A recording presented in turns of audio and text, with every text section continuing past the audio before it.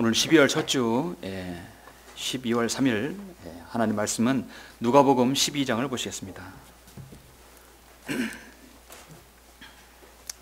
다같이 누가복음 12장 13절로 21절 말씀입니다.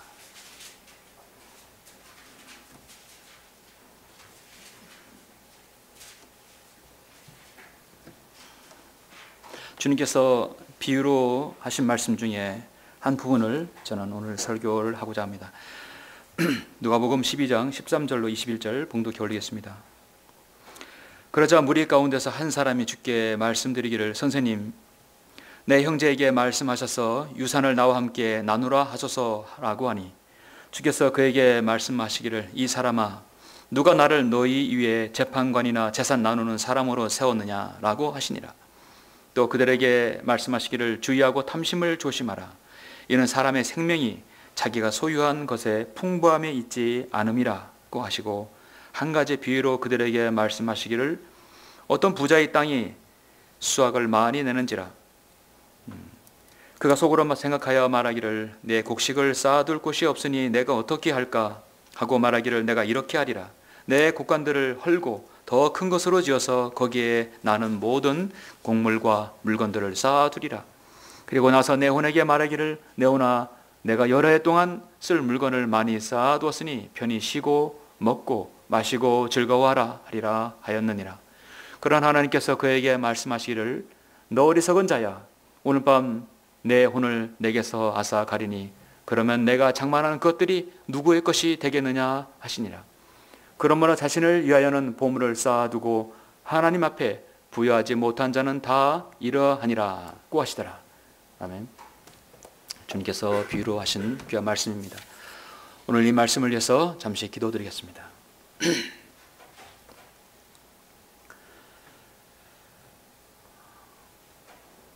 우리의 생명이시오, 우리의 생명의 기한이시며 우리의 모든 권한이 되시는 위대하신 아버지 하나님, 주님께 감사와 찬양과 영광을 돌려드립니다.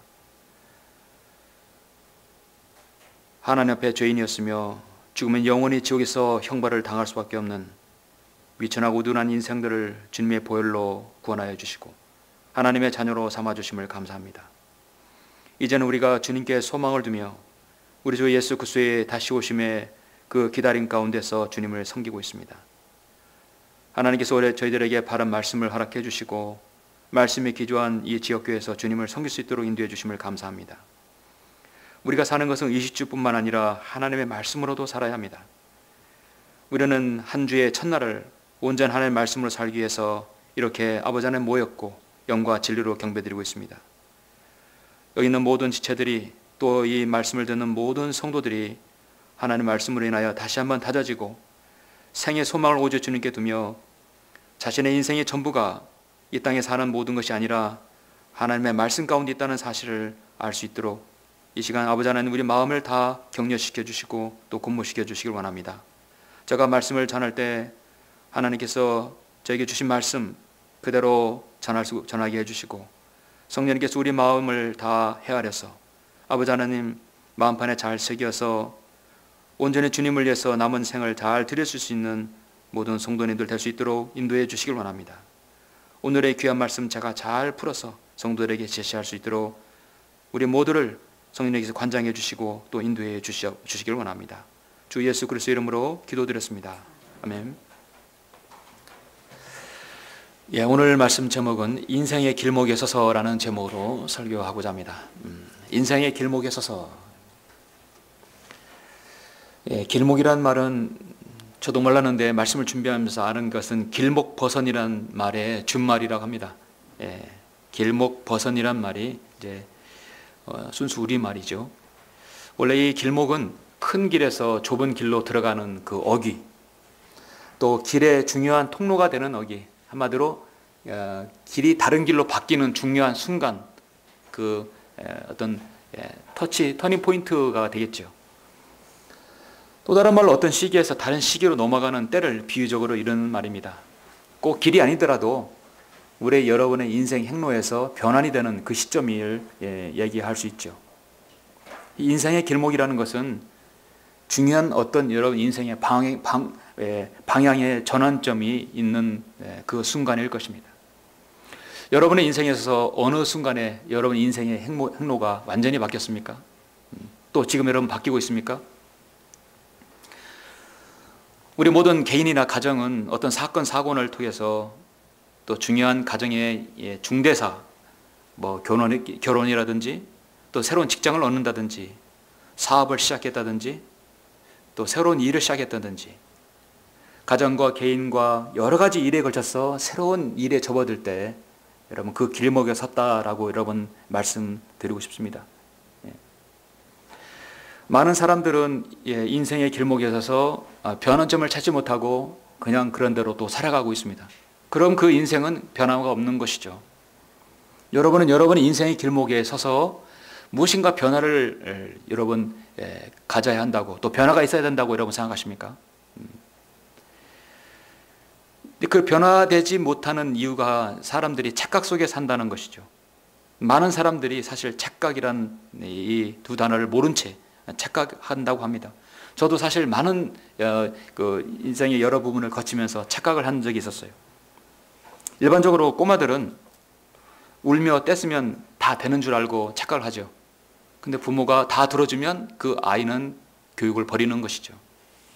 어떤 엄마들은 울면 다 들어주고 떼쓰면 다 들어주는 엄마들이 있어요. 사실 부모가 자녀를 양육할 때 원칙을 지켜야 되겠죠. 엄마들은 착각하는 것이 자식이 공부만 잘하면 그 아이는 성공한 줄 안다는 것, 참 큰 착각입니다. 대학생들은 자신이 다 철든 줄 알고 대학만 졸업하면 자신이 앞날이 다 확 피는 줄 알고 더 착각할 수 있습니다. 군대 가면 병장이 되면 사성 장군 중에 하나라해서 자기가 세상에서 가장 높은 줄 알고 착각하죠. 그러나 사회에 나오면 사회 초년병이 되는 것입니다. 제가 옛날 학교 다닐 때 제가 가르쳤던 스승이 늘 결혼식은 늘 저에게 우리 학생들에게 애우라게 결혼식은 괴로운식이라고요. 그리고 괴로운식 하면 결혼식이라고 해서 결혼하면 깨가 쏟아질 줄 알지만 사실은 이제 괴로운 시기 시작이다라고 그게 농담을 한 적이 들은 적이 있습니다. 연애하는 남녀는 결혼만 하면 깨가 쏟아질 줄 안다. 정말 그렇게 깨가 쏟아져야겠죠. 그러나 살다 보면 많은 일들이 거쳐서 어려움과 시련이 거칠 수 있는 것입니다. 우리 직장에서 또 사업하는 또 일하는 남편들은 착각하는 것이 살림하는 여자들은 늘 집에서 노는 줄 안다. 사실 그렇지 않죠. 가장 우리 자매님들이 싫어하는 말일 수도 있습니다. 여자들이 집에서 있는 것 같지만 노는 것 같지만 사실 얼마나 많은 집안일을 합니까? 그 노동력은 바깥에서 일하는 거에 더 이상의 많은 노동을 합니다. 그런데 남편은 가끔 착각하는 것이 있어요. 집에서 노는 걸만 알고 있어요. 착각할 수 있습니다. 제가 가장 착각했던 것이 뭐냐면 저희 청년 시절이었습니다. 저는 지금도 가끔 착각 속에 있어요.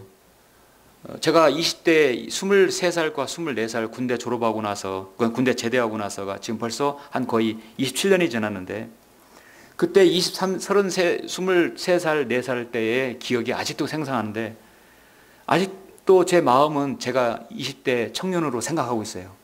사실 현실은 50대가 이제 접어들었는데 여러분 20대 착각할 수 있는 것은 여러분이 마냥 20대 청년이 아니라는 것입니다. 시간이 지나면 25, 30, 40 중년 넘어가는 것입니다.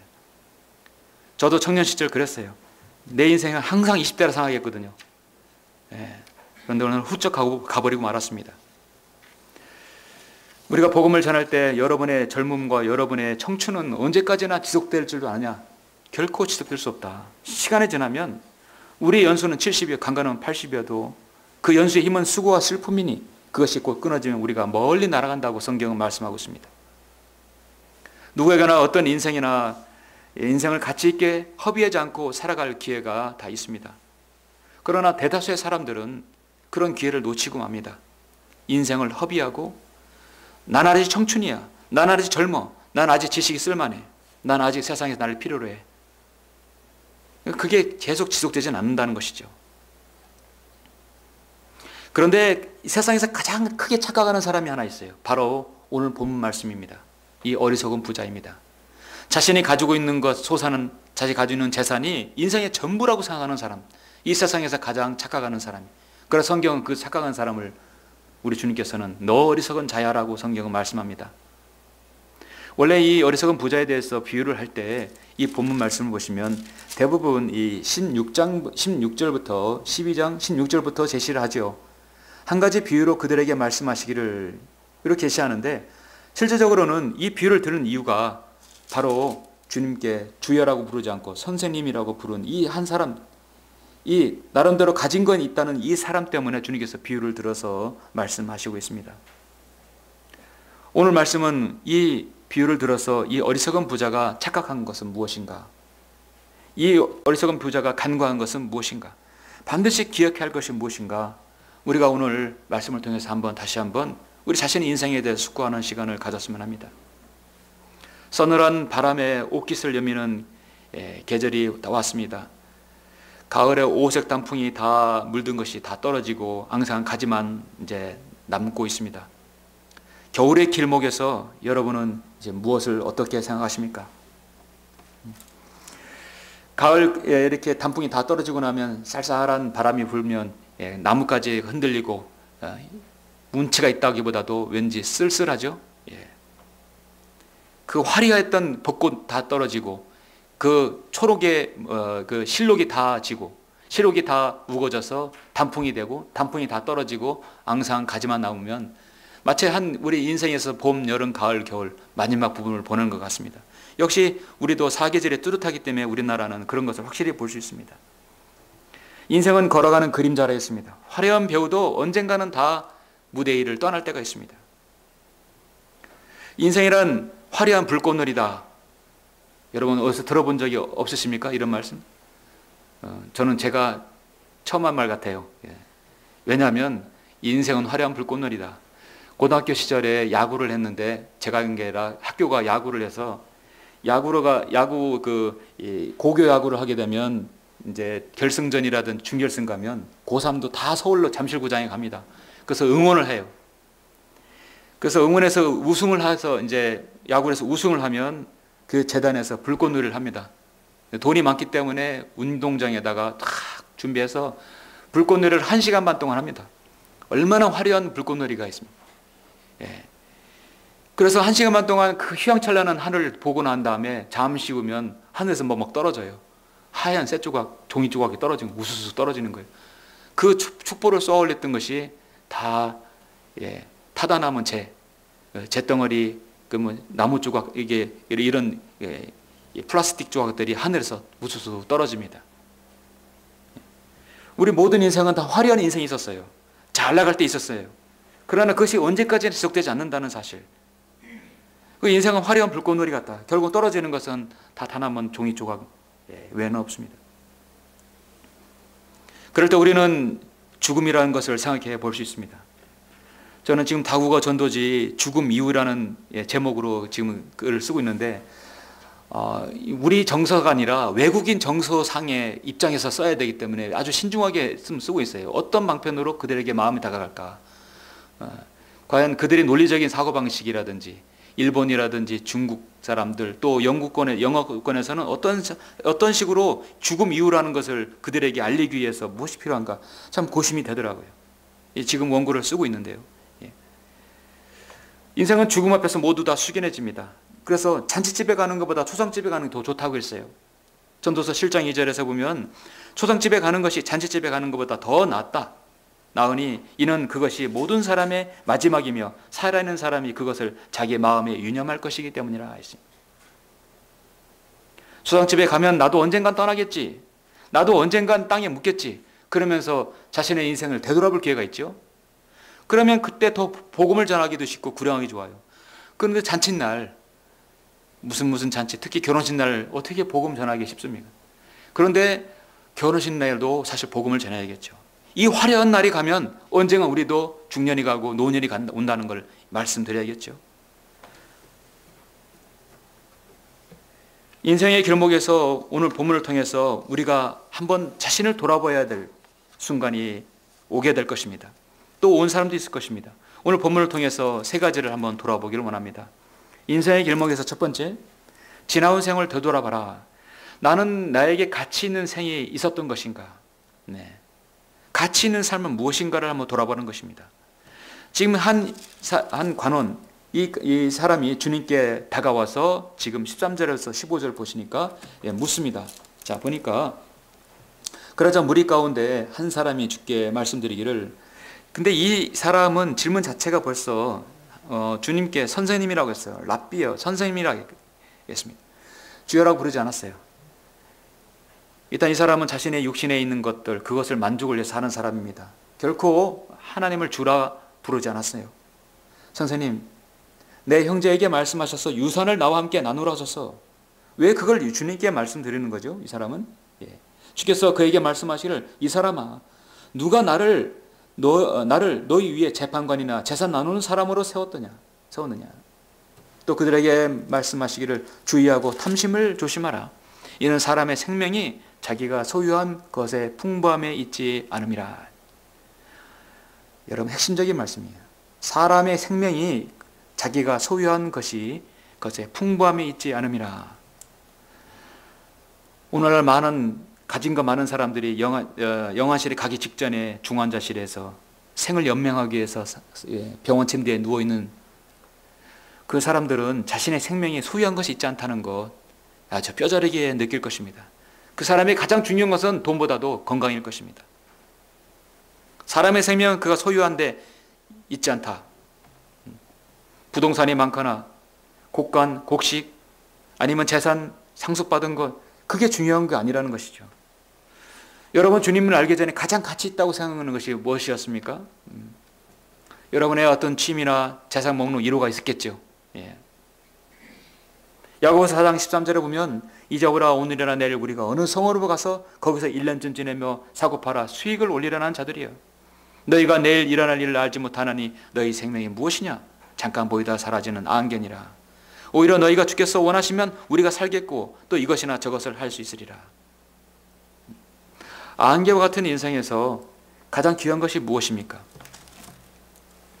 전도서 2장 18절에 보면 이렇게 말씀하고 있어요. 정녕 내가 헤아려서 했던 나의 모든 수고를 미워해도다. 이는 내가 내 뒤에 있는 자에게 그것을 남겨줘야 하기 때문이다. 아무리 많은 돈들 여러분 가족에게, 그 후손에게 남겨줄 수 있을 밖에 없어요. 사람은 죽어서 이름을 남기고 호랑이는 죽어서 가죽을 남긴다는 말이 사실은 약간 잘못됐다고 봐요. 사람은 죽어서 가족을 남긴 게 아니라 가죽이 아니라 이름을 남긴 게 아니라 사실 가족을 남깁니다. 그 가족이 그 남은 재산을 차지합니다. 그 사람이 또 가지고 죽고 나면 그 나머지 재산은 가족이 차지하게 됩니다. 어떤 업적과 어떤 가업이라도 자신이 그걸 다 죽어서 가져갈 수가 없어요. 사람이 죽어서 입는 수의에는 왜 주머니가 없겠습니까? 주머니가 없어요. 아무것도 가져갈 수 없다. 그래서 사람들은 노잣돈이라도 준다 해서 그의 옷기 속에 입에다가 막 이렇게 돈을 10,000원짜리를 구겨 넣잖아요. 옛날에는 그렇지만 요즘은 모르겠어요. 옛날에는 장례 치를 때 장례사 하는 사람들이 계속 결국 이제 이렇게 관을 덮잖아요. 덮기 전에 가는데 노잣돈을 하라고 돈을 넣으라고 해서 막 이렇게 넣으라고 한다고요. 그리고 고사집에서 이게 무슨 개업할 때 돼지머리에다가 올려놓고 절할 때 돼지머리 입에다가 10,000원짜리 이렇게 그렇게 해야 잘 된다고. 그래서 사람들의 그 약한 앞길을 내다보지 못하는 심리를 이용해서 돈을 버는 자들이 있었습니다. 이 인생에 관한 우화를 하나 읽었는데 이런 이야기가 있었습니다. 사람이 왜 인생이 70, 80이냐? 성경은 80 강건하면 70 강건하면 80이라 했죠. 7, 80이냐? 하나님께서 소를 만드셨는데 소한테 이런 말을 했다고 합니다. 우하니까 들으십시오. 너는 60년만 살아라. 단 너는 사람들을 위해 평생 일해야 한다. 60년을 사는데 평생 너는 사람들을 위해서 일만 해야 된다. 소가 하나님께 부탁했어요. 차라리 30년은 버리겠습니다. 30년만 살게 해주십시오. 그래서 너는 30년 살아라. 두 번째, 개를 만들었는데 너는 30년만 살아라니까 그 단 조건이 너는 평생 동안 집만 지켜라. 그러니까 안 되겠습니다. 난 15년만 살겠습니다. 그 개가 연수가 한 15년이라는 것이죠. 원숭이한테 너는 30년만 살아라 하니까 원숭이가 너는 그 대신에 평생 사람들에게 재롱을 떨며 살아라. 아, 싫습니다. 딱 반 잘라서 15년만 버리고 15년만 살겠습니다. 그래, 15년 살아라. 사람을 만들었었는데 너는 25년만 살아라. 너한테는 그러나 생각할 수 있는 시간을 주겠다. 너 인생에 대해 생각하는 시간을 주겠다. 그래서 사람이 하나님께 부탁했어요. 그럼 속아버린 30년 제가 가지면 안 되겠습니까? 그래, 너 줄게. 그리고 개가 버린 15년 그것도 내가 갖겠습니다. 그래, 그것도 가져. 원숭이가 버린 15년 그것도 달라고니. 그래, 그것도 가져. 그래서 그 사람은 25살까지 생각할 시간을 갖고 속아버린 30년 동안 일을 하게 되고, 개가 버린 15년은 퇴직하고 집만 보고, 원숭이가 버린 15년은 자기가 손자 손녀 앞에서 재롱을 떤다고 합니다. 우리 인생은요, 20살까지 성장한 다음에 이 생각 저 생각하고 정말 30년을 뼈 빠지게 일합니다. 가족을 위해서 일합니다. 그리고 30년하고 퇴직하면 집을 봐야 돼요. 그리고 손자 손녀들 재롱 도는 거 봐야 되고 같이 놀아줘야 됩니다. 인생 별거 아니죠. 구원받지 못하면 그렇게 삽니다. 신문을 보니까 65세 이상의 연령이 우리나라의 13.8%라고 그래요. 그 이제 올해 2018년이면 14%라고 합니다.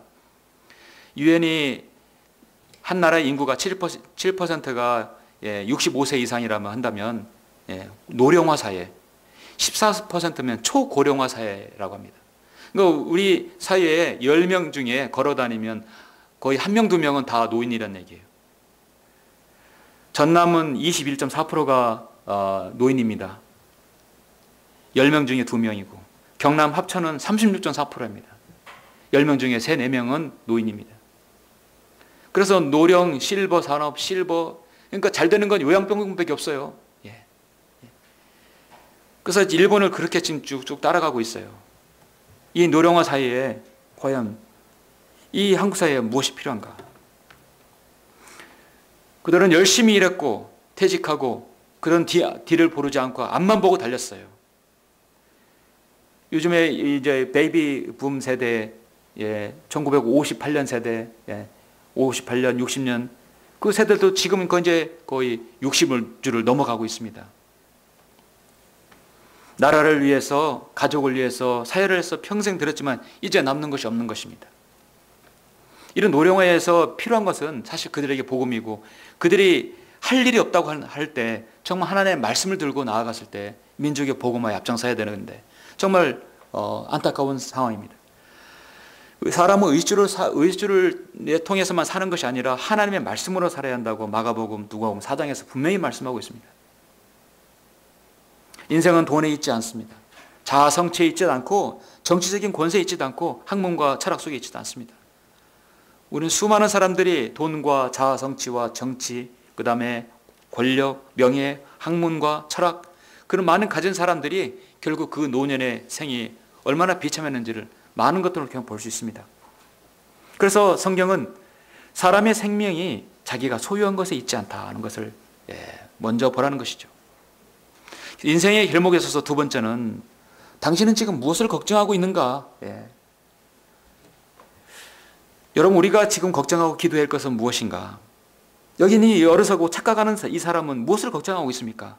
여러분 16절부터 19절까지 보시면 한 가지 비유로 그들에게 말씀하시기를, 어떻게 보면 이 비유가 우리 이 땅에 있는 현실 세계에 일어나는 일들이에요. 정확한 것이에요. 어떤 부자 이 땅에 수확을 많이 내는지라 그가 속으로 생각하여 말하기를, 내 곡식을 쌓아 둘 곳이 없으니 내가 어떻게 할까? 말하기를, 내가 이렇게 하리라. 내 창고를 헐고 더 큰 곳으로 지어서 거기에 나의 모든 곡물과 물건들을 쌓아 두리라.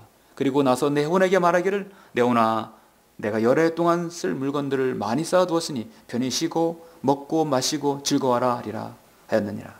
그럼 언제 동안, 얼마 동안 먹고 마시고 즐거워하겠습니까? 그 인생에 여러분 몇 년이가 있습니까?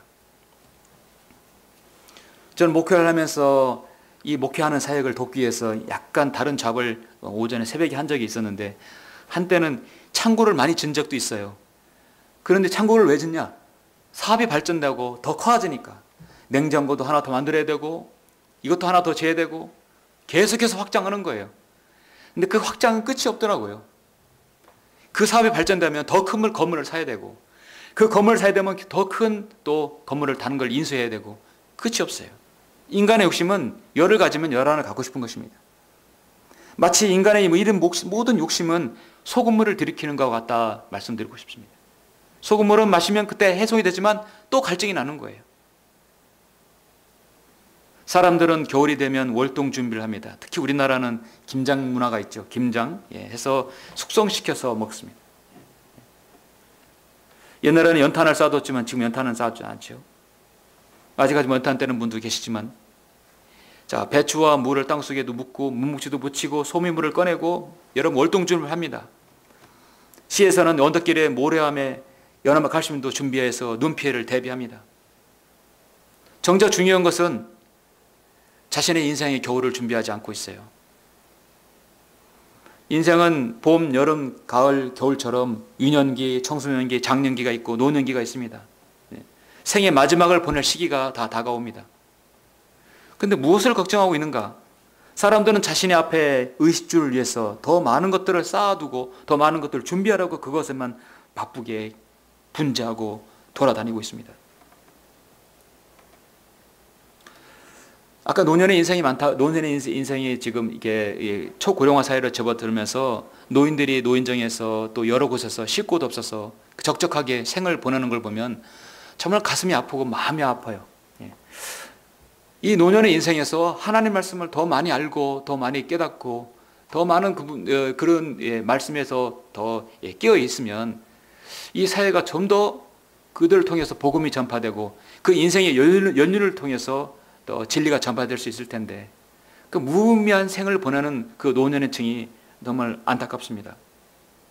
그래서 우리는 세상은 실버 사람이라고 하지만 우리는 이 실버 층들에게 복음과 진리를 전할 수 있는 그런 것도 참 필요하다고 봐요. 그들의 노년의 인생의 겨울에 할 일이 없어서 그냥 생을 보내다가 이런 고독사하는 그런 노인들이 있는 것이 아니라 정말 인생의 마지막에 화려하게 보낼 수 있는, 자신의 육신의 장막을 벗는 그날까지 하나님의 말씀으로 사는 그런 노년의 인생이 얼마나 아름답습니까? 대표적으로 피터로 고문서는 94년 그는 생을 다하기까지 강단을 쓰지 않았습니까? 진짜 인생의 겨울은 언제냐면요, 무엇을 해야 할지 모를 때요. 창고를 짓고 더 많이 확장해서 내가 편히 쉬고 내가 먹고 내가 마시고 즐거워할 때 아무것도 할 게 없을 거 아니에요. 아무것도 없을 거예요. 그것이 진정한 인생의 겨울입니다.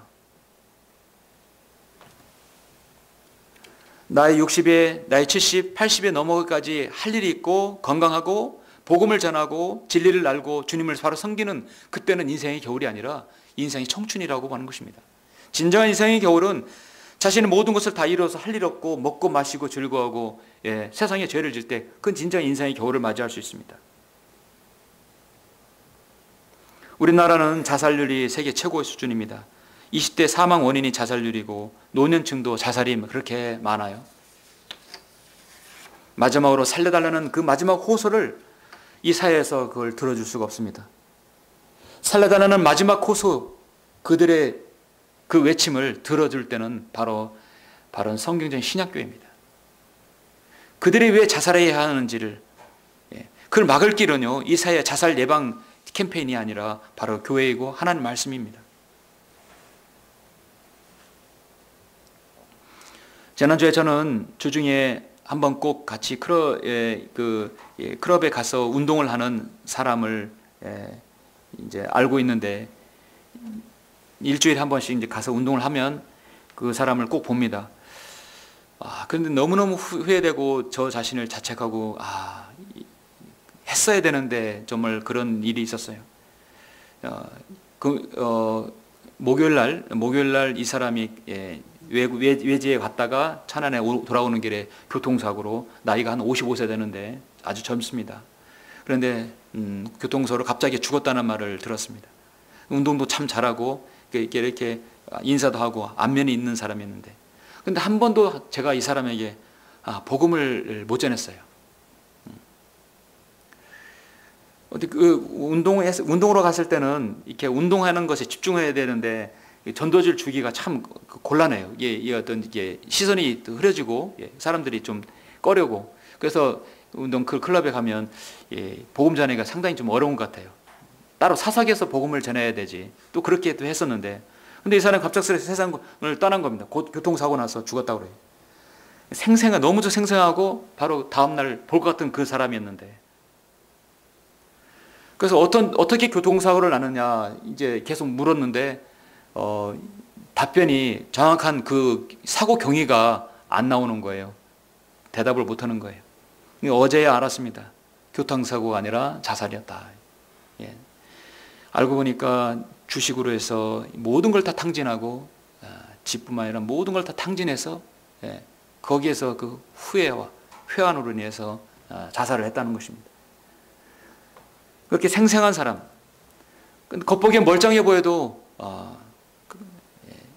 여러분 가운데 잘 알고 있는 사람, 뭐 자살률이 우리나라에서 한 달에 31명, 34명 자살하고 세계 최고 순위라 해도 남일 같이 느껴지지만, 여러분 잘 알고 있는 사람이 갑자기 생을 스스로 끊어버린다고 한다면 얼마나 허무하겠습니까? 그랬을 때 저에게 스치는 생각은, 이 사람은 죽으면 그 사람은 지금 어디에 가 있을 것인가? 저의 관심은 그것이었어요. 사람들은 그 말을 듣고 한동안 숙연해지고 먹먹해집니다. 생이 이렇게 가련하고 덥었구나. 사람이 그렇게 한 번에 갈 수 있다니. 그래서 교통사고는 당했을 때는 사람들이 그 사람이 생이 거기까지다 생각했는데, 자살이란 말을 듣고 왜 그렇게 했을까? 우리의 관심사는 과연 그 혼은 지금 어디에 갔을까? 그때 어떻게 한 번이라도 따로 시간을 내서 복음을 전했어야 되는데, 너무너무 제가 잘못한 것 같아요. 그래서 더 하나님의 말씀에 준비가 되어야 된다고 저 자신을 그렇게 자책했습니다. 생명의 주인은 내가 아니라 하나님인데, 하나님께 주신 것인데 스스로 자기가 생명을 끊어버리면 그 사람이 살인자가 되고 그 사람이 피해자가 되는 것이죠. 예수 그리스도의 피로 영원한 생명을 얻은 그리스도인은 절대로 자살로 생을 마감하지 않습니다. 제 문제를 해결하지 못한 그 누구라 할지라도 인간은 허무하고 공허한 상태에서 자신의 생명을 파멸에 이르고 맙니다. 그래서 그들에게 주님께서 뭐라고 하셨습니까? 여러분 마태복음 11장을 한번 보실까요? 마태복음 11장에서 그를 향하여 뭐라 하겠습니까? 여러분, 일하지 않고 벌어먹으라는 것, 그 생각과 그런 심보, 저는 정말 그거는 악하다고 봅니다. 그래서 저는 주식, 로또, 복권, 도박, 병륜, 경마, 이거는 절대 그리스도인이 하지 말아야 한다고 말해요. 물론 주식은 세상에서 모든 것 다 이렇게 벌어놓은 거지만, 기관 투자가 아니고 개인적인 투자는 그거는 정말 위험성이 있다고 보는 것입니다. 저는 그런 걸로 해서 돈이 벌려서 수익이 얻어서 하나님께 드려지는 것, 그것이야말로 바로 개로 번단이라고 저는 믿어요. 그래서 우리는 일하지 않고 정당한 대가로 인한 것이 가장 중요한 것입니다.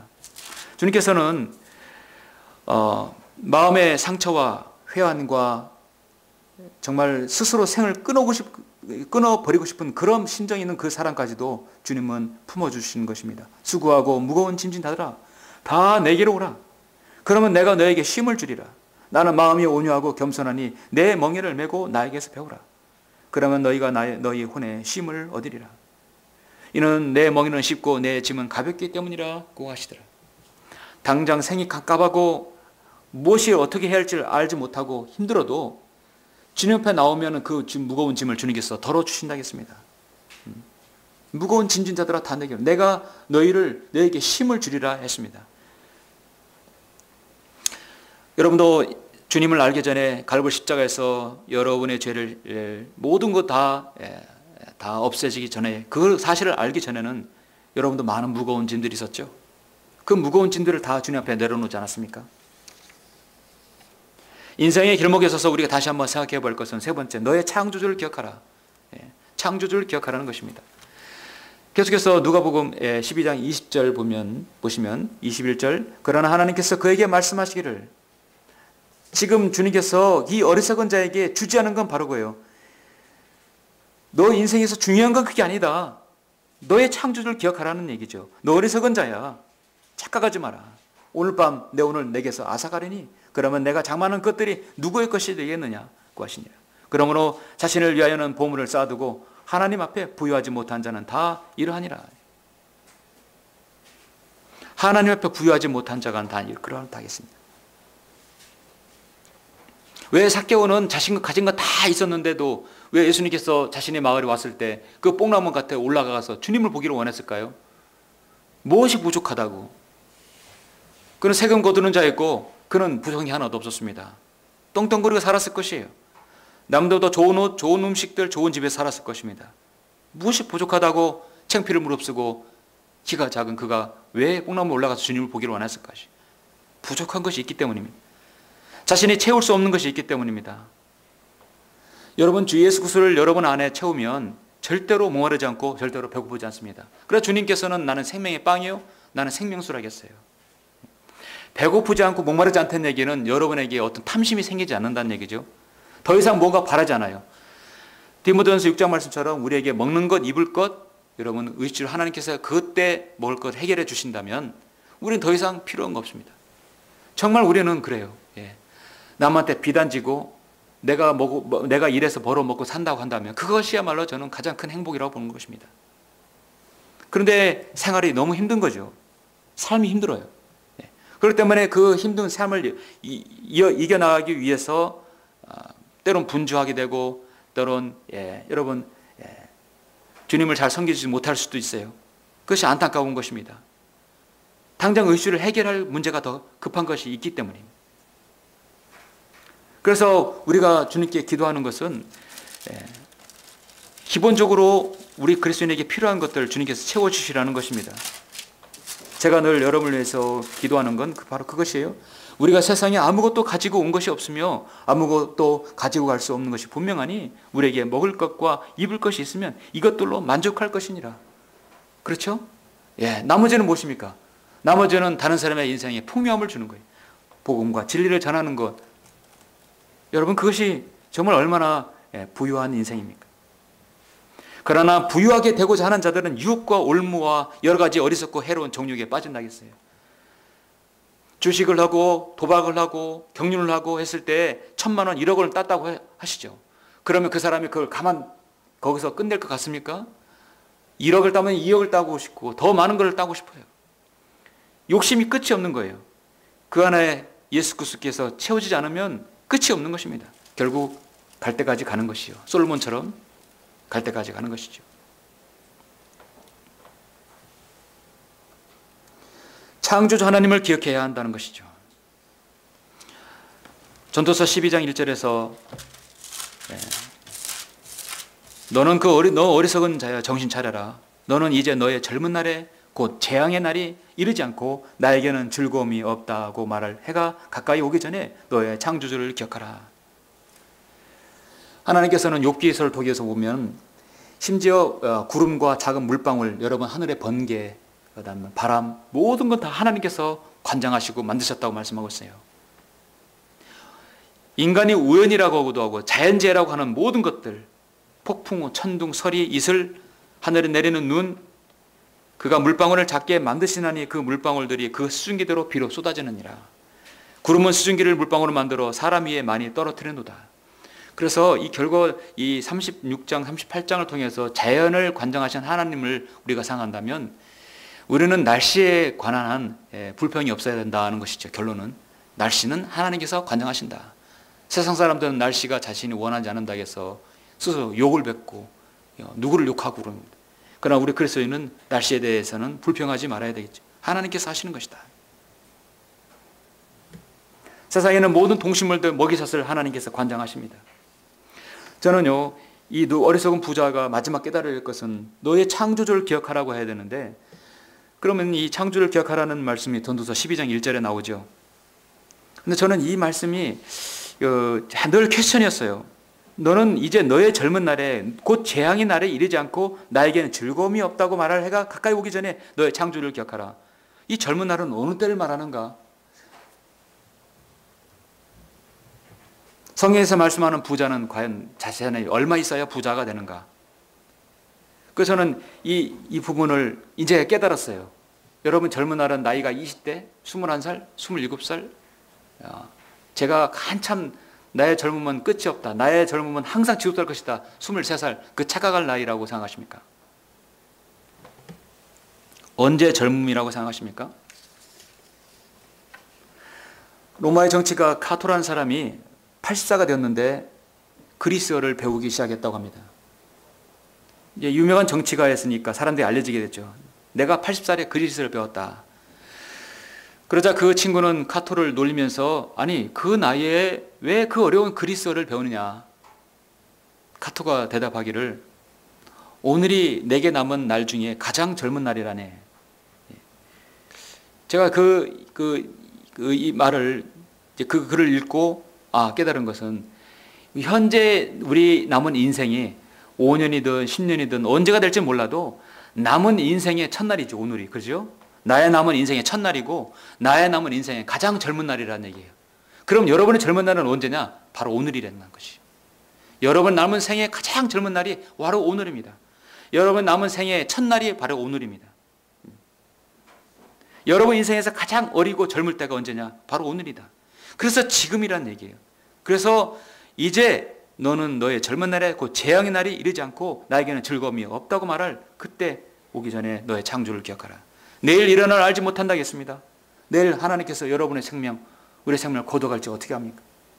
내일 주님께서 오실지 어떻게 합니까? 그럼 오늘이 나에 있어 가장 젊은 날이다. 그러면 성경은 지금이라는 것이죠. 지금. 제가 학교를 요새 일주일에 한 2번을 이렇게 예술 부분에서 미술 부분을 해서 일주일에 2시간을 가르쳐요. 3시간을 가르치는데 요새 학교에 가면 새로운 풍경이 있어요. 여러분 뭔지 아십니까? 요새 아침에 등굣길 보면 여러분 학생들 입고 다니는 게 대다수 뭘 입고 다니는지 아세요? 한 몇 년째 10년 전에는 다 노스페이스 입고 다녔죠. 노스페이스가 이게 다른 말로 등골 페이스 아닙니까? 부모님 등골 빼주는 거예요. 그래서 한 벌에 2, 30만 원, 3, 40만 원. 원래 오리지널이 그 정도 가요. 요즘 학생들이 평창 롱 패딩 입고 다니는 게 대유행이에요. 요새는 중학생들, 고등학생들이 특히 여학생들은 열이면 9명이 긴 검은 롱 패딩을 입고 다녀요. 이게 평창 롱 패딩이라고 합니다. 평창 올림픽 롱 패딩이라고 합니다. 그런데 어떤 유명 메이커에서 회사에서 이 한 벌에 50만 원 하는 거를 일시적으로 한정으로 30일 하루만 14만 9천 원에 판매한다는 기사를 띄웠어요. 그래서 전국의 수많은 젊은이들이 그 티켓을 받으려고 한정 판매니까 4일 전부터 그 지하철에서 자면서 그걸 기다렸다고 합니다. 그걸 이게 인터넷에서 뉴스에서 보고 기가 막히는 거예요. 우리나라 사회가 언제 이렇게 획일화되고 개성이 완전히 말살되고 자신의 개성대로 자신의 형편대로 입어야 되는데 그 롱패딩 그 유행에 따라가는 젊은이들, 학생들 보면 1900년대 초에 나라를 잃은 슬픔으로 유관순 열사가 고통 속에서 숨져가는 그 모습을 보면 그 나이인데 한창 롱패딩 입은 그 나이에 유관순 열사는 내 조국을 위해서 내 손톱이 빠져도 나는 참을 수 있으나 나라를 잃은 슬픔은 참을 수 없다고 마지막으로 죽어간 그 순교의 마지막 말은 너무나 다르다는 것이죠. 그 패딩을 살려고 3일 밤, 4일 밤을 지하철에서 노숙하는 그 젊은이들을 보고 우리 사회가 무엇을 느낄 수 있는가? 이것이 오늘날 현 사회, 현 청소년 시대의 사회 현수소입니다. 이들에게 어떻게 복음이 들어가겠으며 이들이 나중에 청년이 되었을 때 어떻게 이들이 창조주 하나님을 기억할 수 있겠느냐. 여러분 인생의 부유함은 돈에 있지 않다는 것이죠. 제가 언젠가 말씀드렸지만 사람이 부자가 자기 집안이나 우리나라 중산층의 기준을 두는데 한 2억 3억 되는 아파트 한 채에다가 고급 세단 하나 가지고 있으면 다 중산층이라고 하는데 사실 중산층이 그게 아니라고 합니다. 진정한 중산층은 4가지 조건이 적어도 있어야 한다는 것이죠. 자신의 음식을 자신만의 레시피를 가지고 있는 음식을 하나 만들 수 있어야 된다. 그리고 외국어 제2외국어를 하나 할 수는 있어야 된다. 내가 다른 사람에게 특출난 나의 재능, 나의 특기가 있어야 된다. 그리고 뭐 또 하나 있는데 기억이 안 나요. 그런데 우리나라 사람들은 아파트 한 채에다가 세단 하나 가지고 있으면, 자동차 하나 가지고 있으면 중산층이라는 것은 그 착각이라는 것이죠. 돈으로 그걸 다 중산층을 포장하는 거예요. 성경은 그러면 그 사람이 부유한 것입니까? 1억 가지면 부유합니까? 2억 가지면 부유합니까? 성경은 그렇게 말씀하고 있지 않습니다. 누가복음 18장 18절에 보면은 재물을 24절에 보면 재물을 가진 자들이 하나님 나라에 들어가는 것이 얼마나 어려운 일인가. 재물입니다. 재물은 그런데 원래는 이건 어떤 관원이 주님께 물은 거예요. 내가 선한 선생님, 이 사람도 주께 주라고 부르지 않고 선생님, 내가 영생을 상속받으려면 어떻게 하나이까 했을 때 내가 계명들을 다 알았습니다. 다 지켰습니다. 간음하지 말라, 살인하지 말라, 도둑질하지 말라, 거짓 증거하지 말라, 내 아버지 어머니를 공경하라 다 지켰습니다. 근데 주님께서 뭐라냐면 너 한 가지 부족한 것이 있다. 내가 가진 모든 것을 팔아 가난한 사람에게 나누어 주라. 그러면 하늘에 있는 봉우리를 가지게 된다. 그런데 이 말씀을 듣고 몹시 슬퍼하니 그가 큰 부자이기 때문이라. 자, 이 부자는 많은 걸 가지고 있을 것이에요. 오늘날 한 사람은 얼마를 가진지 몰라요. 그러나 이 사람의 부자는 재물을 가져서 이 재물 때문에 한 나라 들어갈 수 없어요. 그런데 이것을 친절하게도 우리 주님께서 마가복음 10장에서 부자의 기준을 제시하고 있어요. 마가복음 10장을 보시면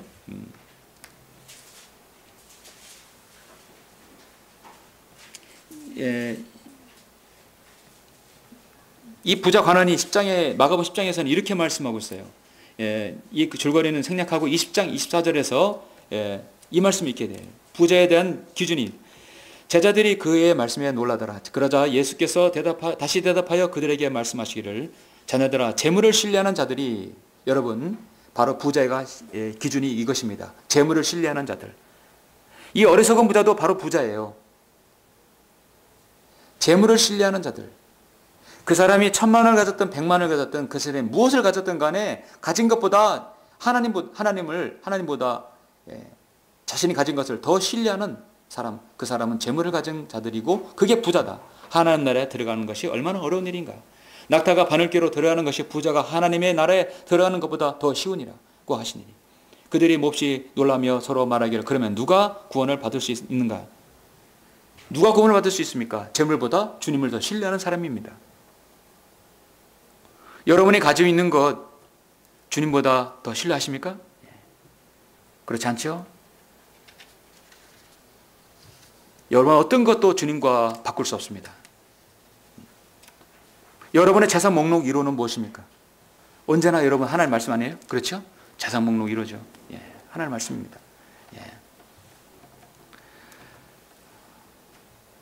정말 하나님 말씀이 있으면 항상 배부르고 든든하죠. 기쁨이 있죠. 내가 죽어도 저 영원한 셋째 하늘에 올라가고 영원한 기쁨을 누리는 것. 우리는 죽음을 보지 않을 수도 있고 혹시 보더라도 우리는 부활할 것입니다. 이렇게 안전한 인생을 보낼 수 있는 사람이 누구일까요? 바로 여러분들인 것입니다. 오늘 부자는 자신이 인생을 되돌아봐서 인생의 길목에 서서 중요한 것이 뭔지 몰랐고 자신의 창조 하나님을 알지 못했고 그는 자신의 겨울을 인생의 겨울을 그는 예감하지 못했던 것입니다. 말씀을 맺겠습니다. 오늘날 우리가 살고 있는 이 시대가 먹고 마시고 즐기는 생활로 변화가고 있습니다. 의식주가 다 되니까 이제는 뭐로 옮겨가냐? 문화로 옮겨가고 있어요. 문화와 종교로 가고 있어요. 특히 문화 행사들이 많다는 것은 먹고 살만하다는 얘기예요. 소돔과 고모라가 먹고 살만하니까 성타락으로 가버린 것이죠.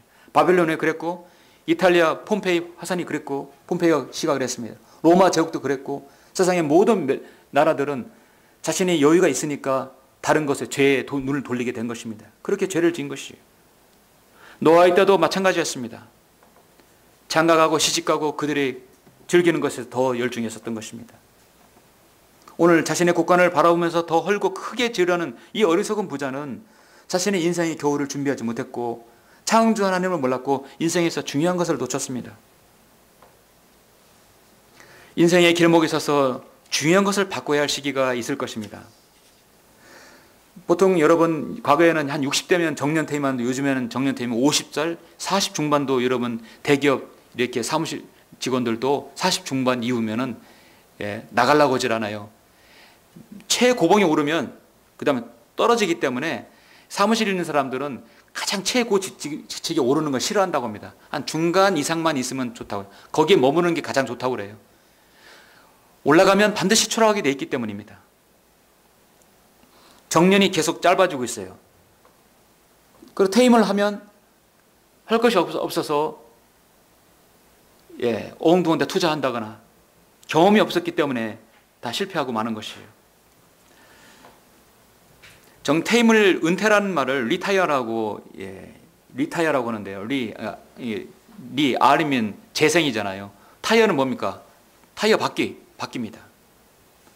은퇴라는 말은 한마디로 타이어를 바꾸기는 거예요.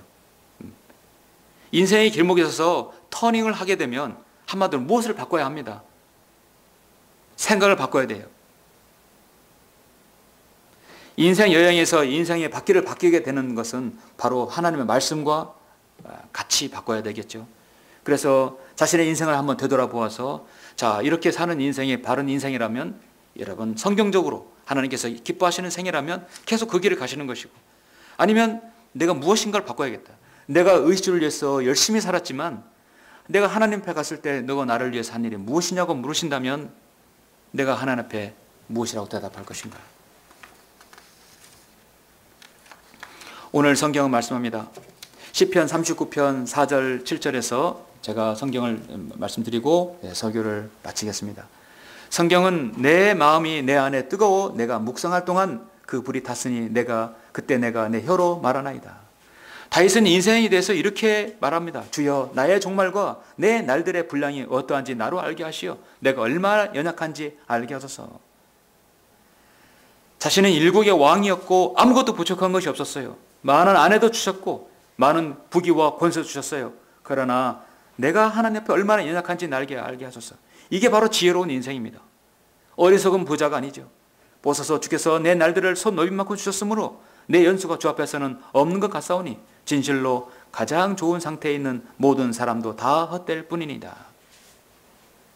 진실로 사람마다 헛된 그림자같이 걸어다니며 진실로 그들이 헛되이 분주하니 재물을 쌓아나 누가 그것을 가질지 알지 못하나이다. 주여 이제 내가 무엇을 기다리겠나이까? 나의 소망은 주께 있나이다. 누가복음 12장에서 어리석은 부자는 착각했던 이 인생은 나의 소망은 주께 있나이다라는 고백하지 못하고 아마 죽었을 것입니다.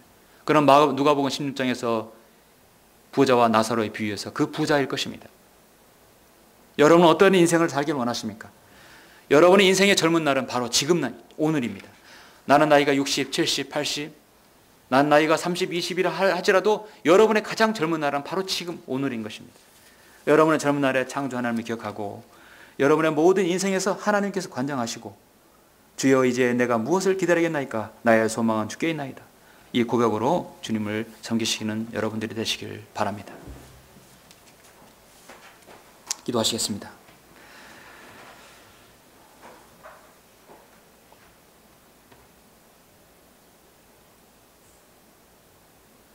존귀와 영광과 찬양과 경배를 받으시기에 합당하신 위대하신 아버지 하나님 감사를 드립니다.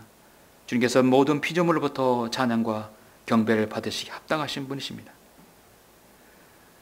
하나님 앞에 죄인이었으며 무능하며 어리석고 그 무엇으로도 하나님을 기쁘시게 할 수 없는 저희 인생들을 우리 주님의 귀한 보혈로 깨끗이 씻어주시고 하나님의 자녀로 삼아주셔서 다시금 주님을 우리 입으로 찬양하며 우리의 모든 인생을 다하여서 주님을 영화롭게 할 수 있는 귀한 생애를 보낼 수 있도록 인도하신 주님께 감사를 드립니다. 오늘 우리는 누가복음 12장에서 이 어리석은 부자를 보았습니다. 그는 철저히 착각 속에서 살았습니다. 인생에서 먹는 것, 입는 것, 자는 것이 전부인 줄 알았습니다. 그러나 우리는 오늘 이 말씀을 통하여 하나님의 말씀의 중요성을 알고 예수 그리스도께서 우리 안에 좌정하지 않으시면 그 무엇도 만족할 수 없다는 사실을 알게 되었습니다. 아버지 하나님, 이 말씀이 나 자신에서 뿐만 아니라 다른 사람에게도 전달되어지고 또 아버지는 그것으로 복음으로 전달되어져서 그들에게도 주님을 알리며 또 진리를 알 수 있는 우리 귀한 성도들 될 수 있도록 인도하여 주시옵소서. 다시 한번 나의 남은 생애를 되돌아보고 또 계획하는 아버지 하나님 그런 성도들 될 수 있도록 이 시간 주님 인도해 주시길 원합니다. 주 예수 그리스도 이름으로 기도드렸습니다. 아멘.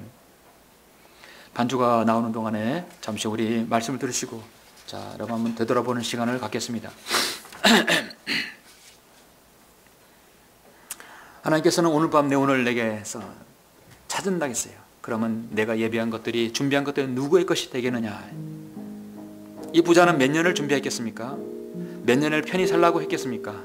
10년, 50년, 100년입니까? 길어야 50년이겠죠? 그러나 우리는 이 짧은 인생, 여러분의 젊은 날에 주님을 잘 섬기면 앞으로 1000년, 아니 영원을 주님과 함께 영화를 누릴 것입니다.